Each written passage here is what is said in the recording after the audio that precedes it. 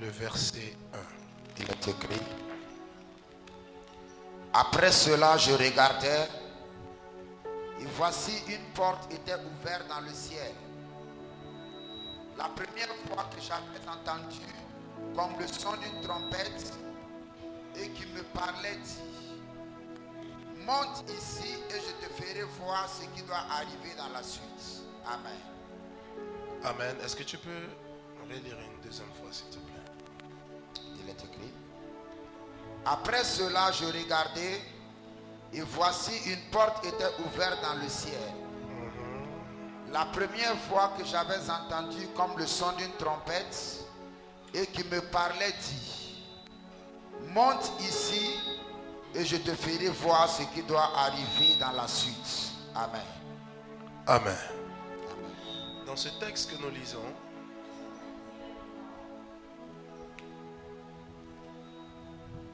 l'apôtre Jean est en train d'avoir une expérience particulière avec Dieu.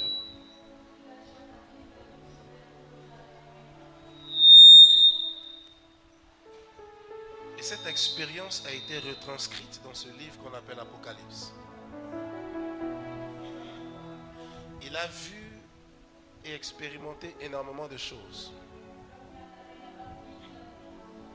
Il faut comprendre que cette vision, bien que l'homme qui la vivait était sur la terre, l'espace où évoluait cette vision était dans le ciel. Les choses qu'il était en train de voir étaient des réalités du ciel. Et alors qu'il était en train de passer d'expérience en expérience, quelque chose de spécifique va se produire et va marquer comme un nouveau départ dans les visions que cet homme était en train d'avoir. Ça veut dire qu'il avait déjà vu un certain nombre de choses. Il avait déjà vu des réalités mystérieuses dans le ciel. Mais à l'intérieur de cette vision, il y a eu un point marquant qui va faire une transition vers un niveau supérieur dans les visions que cet homme avait déjà commencé à voir dans le ciel. Et quel est cet événement qui crée cette transition? Il reçoit une invitation. L'invitation qu'il reçoit l'appelle à monter. Il lui dit: monte ici et je te ferai voir ce qui arrivera dans la suite. Alléluia. Il faut comprendre que l'homme n'est pas rentré dans la vision par son propre fait. L'apôtre Jean était en ce moment précis sur l'île qu'on appelle Patmos. La plupart de tous les apôtres avaient été tués, avaient été livrés à la mort parce qu'il y a eu une grande persécution contre l'Église. On a essayé de tuer Jean, mais on n'a pas réussi. La Bible dit qu'ils l'ont jeté dans une bassine d'huile bouillante. Mais l'homme dans l'huile bouillante n'a eu aucune égratignure et est ressorti indemne. Alors, on l'a déporté sur cette île pour le laisser mourir quand son heure serait arrivée. Pendant que cet homme était sur cette île et qu'il était en train de maintenir sa relation avec Dieu, Dieu l'a fait rentrer dans cette vision. Maintenant qu'il est à l'intérieur d'une vision qu'il n'a pas provoquée, une voix s'adresse à lui pour lui dire: monte. Comment peut-on demander à un homme de monter alors qu'il ne sait pas comment est-ce qu'il est rentré dans la vision? Il n'était pas à l'origine de ce qui est en train de lui arriver. La grâce de Dieu a fait parvenir une vision à lui. Le choix de Dieu sur sa vie a fait de lui celui qui devait exposer les réalités de la fin. Donc le début de l'expérience était la conséquence du choix et de la grâce de Dieu sur la vie de l'homme. Mais la suite de cette expérience ne devait plus être la conséquence de la grâce ni du choix de Dieu sur sa vie, mais de la décision de cet homme de monter. Est-ce que tu comprends ce que je suis en train de dire? Je vais répéter ceci. La vision et la révélation lui a été donnée par la grâce et par le choix de Dieu sur sa vie pour qu'il puisse révéler les événements de la fin des temps. C'était indépendamment de sa contribution. Mais maintenant qu'il entre dans cette vision, Dieu lui dit, il y a un palier supérieur. Tu es arrivé ici parce que je t'ai fait une grâce. Tu es arrivé ici parce que je t'ai choisi. Mais pour continuer à l'intérieur de cette dimension, afin d'atteindre un palier supérieur, maintenant, toi, tu vas devoir monter. Je suis venu afin de parler à quelqu'un alors que l'année est en train de toucher à son terme et que bientôt une nouvelle année commence. Les hommes montent parce qu'ils décident de monter. Dieu te donne l'invitation. Il a donné cette invitation à cet homme. Il lui dit monte. Ça veut dire que la possibilité existe. Ça veut dire que la marge de croissance et de progression existe. Mais Dieu ne te prend pas pour te faire monter. Il t'invite à t'engager dans le sens de ton ascension. Après ce matin, je prie que ton cœur soit saisi et que la grâce te soit accordée pour monter. Tu monteras au nom de Jésus. Si ton amen est meilleur, cette chose s'attache à ta vie. Tu monteras au nom de Jésus.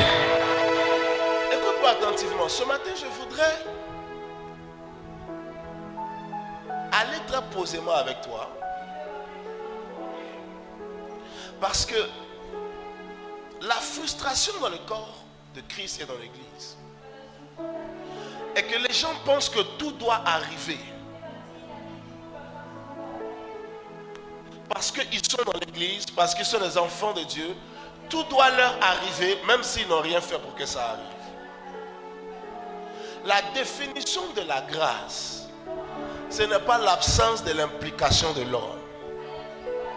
Paul a dit, par la grâce, je suis ce que je suis. Cependant, la grâce de Dieu n'a pas été vaine pour moi. J'ai travaillé plus que tous. Beaucoup de personnes sont frustrées parce qu'il y a cette mentalité dans l'église que comme j'ai Dieu, même si je ne fais rien, je vais avancer. Comme je suis converti, même si je ne fais rien, ma vie va réussir. Il y a cette mentalité dans l'église qui se dit que parce que la grâce de Dieu est là, même si je dors, ma vie va avancer. Amen. Combien d'entre vous êtes d'accord avec cette philosophie? Est-ce que tu as écouté ma question avant de lever la main? Combien d'entre vous êtes d'accord avec cette philosophie? Si tu es d'accord, lève la main. Il ne faut pas être gêné. Tu as le droit d'être d'accord. Alors beaucoup d'enfants de Dieu sont devenus paresseux. Parce que comme je pars à l'église, Michael te va prier pour moi. Quoi qu'il arrive, ma vie va avancer. C'est une erreur. Alléluia. Donne-moi ton amen bien. C'est une erreur. Non. Le fait que tu sois converti, le fait que tu sois à l'église, le fait que tu serves dans la maison de Dieu, le fait que tu sois sur une couverture spirituelle, n'est pas une exemption totale de ta responsabilité pour ta destinée. Quand tu es connecté à un Père, Dieu te donne l'invitation pour monter. Quand tu sers auprès de la grâce, Dieu te donne l'invitation pour monter. Quand tu es impliqué dans une responsabilité auprès d'une onction supérieure, Dieu te donne une invitation à monter. Quand tu es converti et que désormais tu intègres l'église et que tu commences à être impliqué dans diverses choses, qu'est-ce qui se passe? Dieu te donne une invitation pour te dire la porte est ouverte. Si je te donne l'invitation à mon mariage, ça veut dire que tu as le droit de venir. Mais ça ne veut pas dire que je vais t'envoyer une voiture. et que je vais te mettre à l'intérieur et que même si tu ne fais rien, tu vas te retrouver dans cet espace. L'invitation, c'est pour toi la possibilité. Maintenant, ta responsabilité, c'est de prendre la possibilité et d'en profiter au maximum. Alléluia. Beaucoup vont être frustrés encore à la fin de cette année parce qu'une invitation est venue, mais ils ont pensé que l'invitation n'impliquait pas leur responsabilité. Alors ils se sont assis. Un jour, ma vie va changer. Oh, je sais que cette année, Dieu va faire. Je sais que cette année, Dieu va me visiter. L'année est encore finie et la frustration s'est cumulée parce qu'ils n'ont pas compris que Dieu t'invite à monter, mais toi, tu te lèves pour monter. Combien d'entre vous êtes prêts à monter? Combien d'entre vous êtes prêts à monter? Dieu t'invite à monter. Qu'est-ce que c'est que monter? Avant que je puisse approfondir ce que je suis en train de vous dire. Monter, c'est prendre un mouvement ascensionnel, aller vers un niveau inférieur, vers un niveau supérieur. Monter, c'est exercer un déplacement progressif. Monter, c'est connaître une amélioration. Et dans le contexte dans lequel je parle, monter, c'est changer de grade et de position. Monter, c'est parvenir à un niveau de possibilité et d'accomplissement supérieur. Un jour, Moïse, se trouvant désormais dans la maison de son beau-père appelé Jéthro, il s'est retrouvé à s'occuper du troupeau de Jéthro.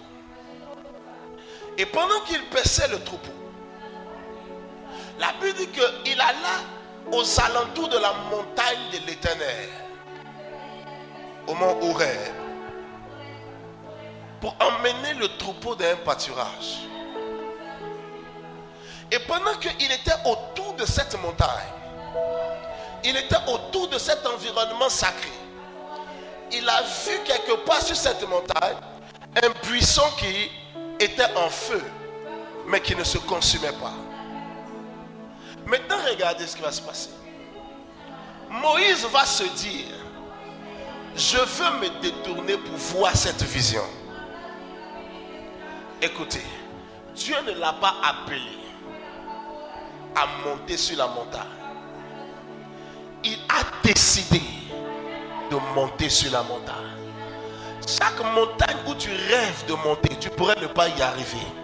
Mais chaque montagne où tu as décidé de monter, Dieu t'accompagnera là-bas. Combien d'entre vous me disent Amen?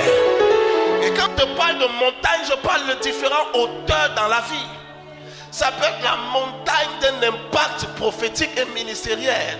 Ça peut être la montagne d'un succès séculier, financier et matériel. Ça peut être la montagne d'un succès familial ou autre.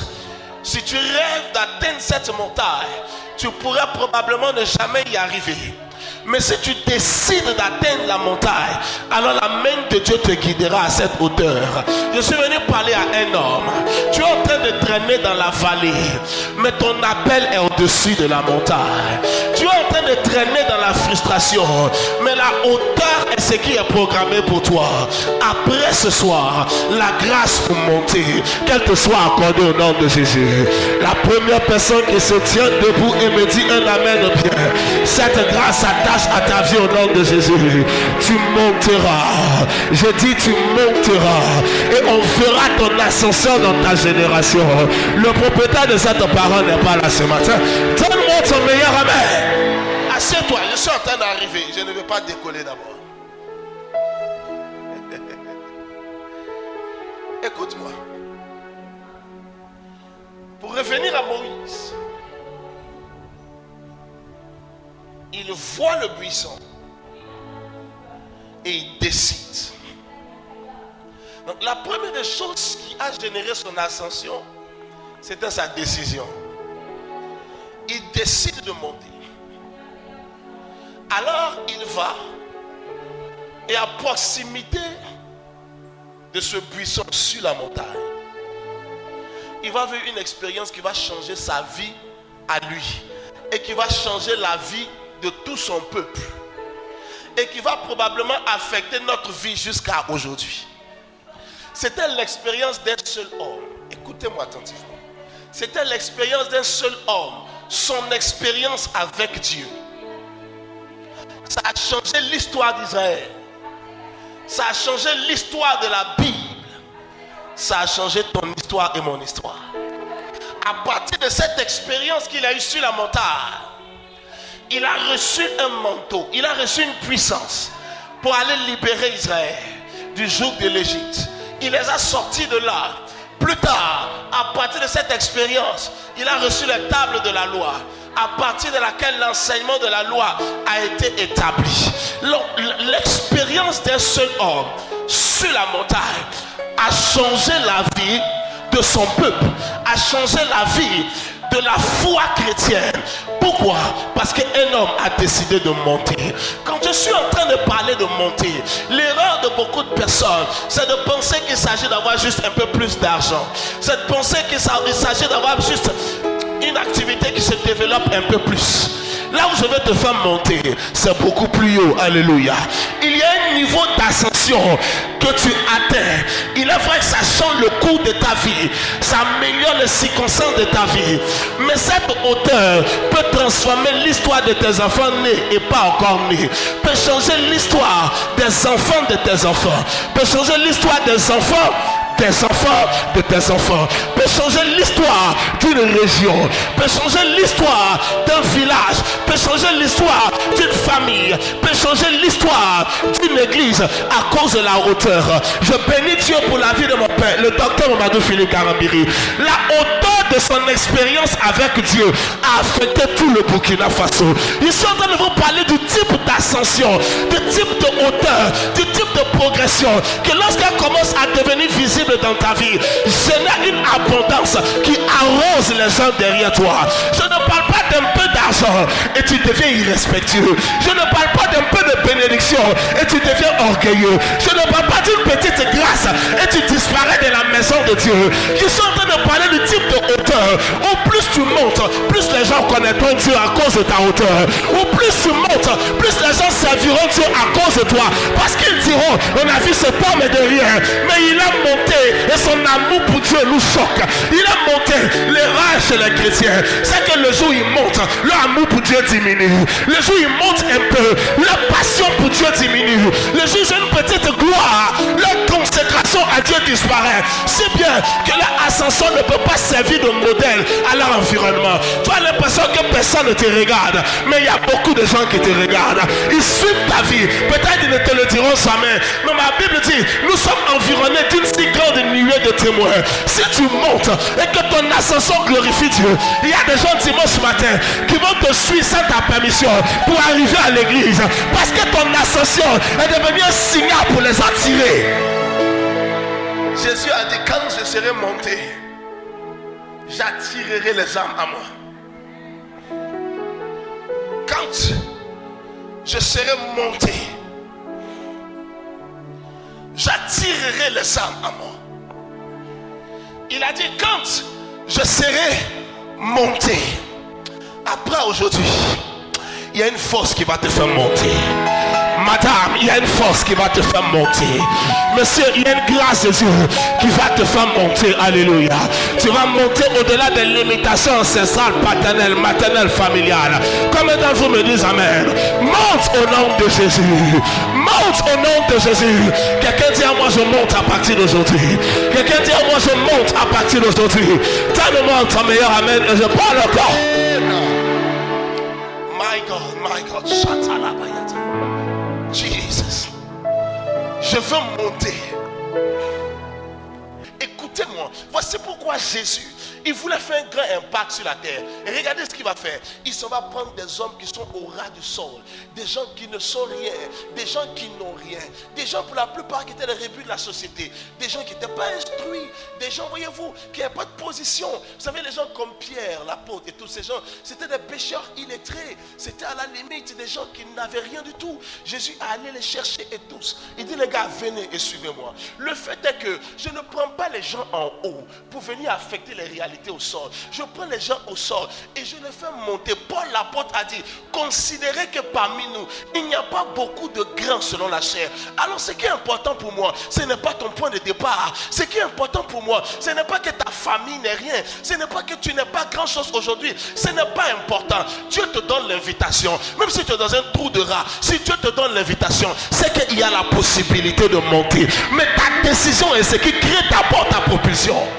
Je veux monter. Je veux monter. Non, tu n'as pas compris. En fait, je dois monter. Il les a pris. Et puis en 3 années et demie, il a investi en eux. 2 choses. Écoutez-moi attentivement. Il a investi en eux 2 choses. 1, il a investi en eux la parole. Il les asseyait et il leur parlait. Il prêchait en public, mais il se mettait avec eux ensuite à part, secrètement, et il les enseignait. Il leur donnait son cœur par la parole.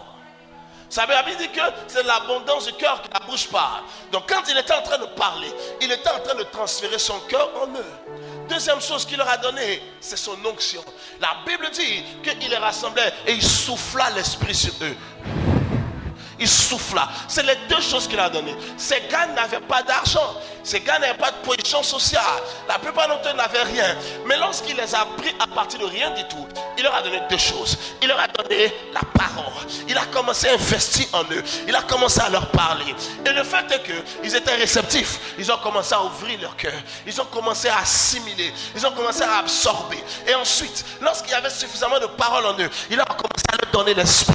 Il a commencé à leur donner l'esprit. Ces 2 choses. Il est parti 3 ans et demi après. Parce que c'est la période maximale qu'il a passé avec eux. Quand il a fini de leur donner la parole, leur donner l'esprit, il est parti. La dernière chose qu'il leur a donné, après leur avoir donné la parole, après leur avoir donné l'esprit, il leur a donné une instruction. Ne partez pas d'ici.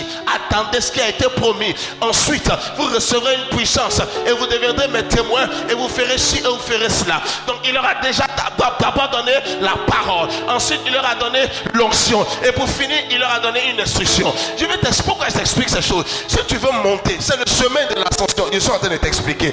Beaucoup, je l'ai dit, ont le rêve de monter, mais ont la frustration de ne jamais y arriver. Beaucoup dans l'église ont le rêve et on les attend de voir la vie changer. Parce qu'on a prié pour eux. Parce qu'ils ont donné leur dîme, ils ont donné leur offrande. Ils ont l'impression de mériter que leur vie s'améliore. Seigneur, pourquoi? Il y a des gens, quand tu les entends prier, et parfois je reçois des gens qui disent, mais pourquoi? Je ne comprends pas. Comment Dieu peut me faire ça? On a l'impression qu'on nous doit tout. Voici pourquoi l'église, la plupart des 90 à 95% des chrétiens échouent. Quand tu n'as pas l'argent, tu penses que c'est le diable qui attaque tes finances. Tu ne te rends pas compte que c'est ta paresse qui t'empêche d'avoir l'argent. Oh oh. Maman, je sens que les gens n'aiment pas le message d'aujourd'hui. Hein? Ouh, l'église est bizarre.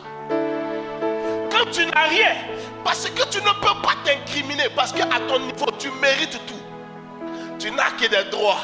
Tu n'as aucun devoir. S'il n'y a pas l'argent, c'est que c'est le diable. Dieu est avec toi. Mais il y a une chose que tu dois comprendre. Que tu sois dans la maison de Dieu, que tu aies même donné une offrande et un sacrifice, Dieu ne te doit pas la vie. C'est toi qui lui dois la vie. La grâce n'annule pas ta responsabilité. Il lui dit monte. C'est moi qui t'ai donné la vision. Maintenant toi monte. Le prochain niveau de la vision, il faut que tu montes. Je t'ai donné l'onction dans le ministère. Tu n'as pas appelé. Papa t'a bâti. Il a dit maintenant tu seras un pasteur. Il a mis l'huile sur ta tête. Tu n'as pas demandé. Mais pour transiter à un niveau supérieur, il faut que tu montes. Il faut que tu montes. Alléluia. Même dans l'ascenseur, quand tu montes, c'est vrai que tes pieds ne marchent pas, mais il y a au moins un bouton que tu appuies. Tu ne rentres pas t'arrêter et puis maintenant tu attends d'arriver au 10e ciel, au 10e étage, au 15e. Il y a au moins, tu appuies la destination où tu pars. Combien d'entre vous me disent amen? Le problème avec Dieu, c'est que dans son bâtiment, il n'y a même pas d'ascenseur là-bas. Mais tu serais choqué que l'escalier peut te faire arriver plus vite que l'homme qui a pris l'ascenseur. Parce que le Seigneur est mystérieux. Mais le premier élément que tu dois comprendre, c'est que l'homme a décidé de monter. Alors le chemin de son ascension a commencé. Monsieur, madame, après aujourd'hui, décide de monter. Ta vie ne peut pas rester à ce stade. Décide de monter. Ceci ne peut pas être le tout de ce que Dieu a pour toi. Décide de monter. Ta carrière ne peut pas être maintenant au maximum de ce qu'elle est censée être. Décide de monter. Ne te complais pas dans une condition qui est absolument médiocre par rapport au meilleur que Dieu a pour toi. Décide de monter. Gloire à Dieu pour les réalités actuelles du ministère. Mais je veux pour monter. I want to fly. Décide de monter. Monsieur, décide de monter. Jeune homme, jeune fille, décide de monter. L'une des raisons pour laquelle tu décides de monter, c'est que si tu ne décides pas de monter, personne ne te fera monter par défaut. Alléluia. Les gens ne montent pas de manière accidentelle. On peut tomber accidentellement, mais on ne peut jamais monter accidentellement. On monte parce qu'on a décidé de monter. Galilée, écoute le son de ma voix. Gloire à Dieu pour ce que tu as, mais il y a plus que ce que tu as, que Dieu a en réserve pour toi. Gloire à Dieu pour ce que ta main possède, mais il y a plus que ta main peut posséder. Gloire à Dieu pour le témoignage d'hier, mais il y a de plus grands témoignages pour demain. Décide de monter. L'une des raisons pour laquelle tu dois monter, c'est que quand tu montes, l'honneur de ta vie monte. Quand tu ne montes pas, la frustration de ta vie monte. Quoi qu'il en soit, il y aura quelque chose qui monte. Sur la terre que tu n'as rien planté, il y a des herbes qui monteront. Mais lorsque tu auras décidé de planter, il y aura des fruits qui monteront. Décide à partir d'aujourd'hui. C'est vrai que l'année est en train de finir. Peut-être je n'ai pas eu grand chose, mais je décide de monter. Je décide de monter. Et quels sont les moyens de monter? Je décide de monter en m'appuyant et m'enracinant dans la parole. Je décide de monter en recevant l'esprit dans mon âme. Je décide de monter en étant ouvert à l'instruction de Dieu pour ma destinée. Galilée, il est l'heure de monter.